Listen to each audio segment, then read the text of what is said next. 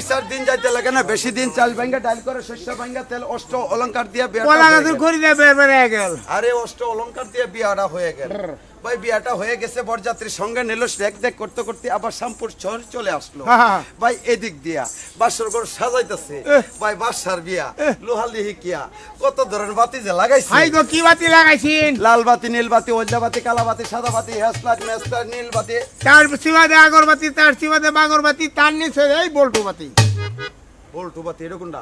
ওই যে পপরি জ্বলে যে।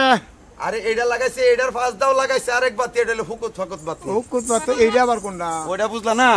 ওই যে নিবদাসে জ্বলতাছে ফুকুত ফাকুত, ও এটা হলো ফুকুত ফাকুত বাতি ভাই। বড় লোকের বিছনা, ফার্ম করা বিছনা বইলে দাম মারতাছে, জাম মারতাছে মানে লাভ পারে, গাইরা ভরে জয়ন ডাইবা ভরে আকারে ভাই। হুকুত কত ধরনের বালিশ ফলাইছে।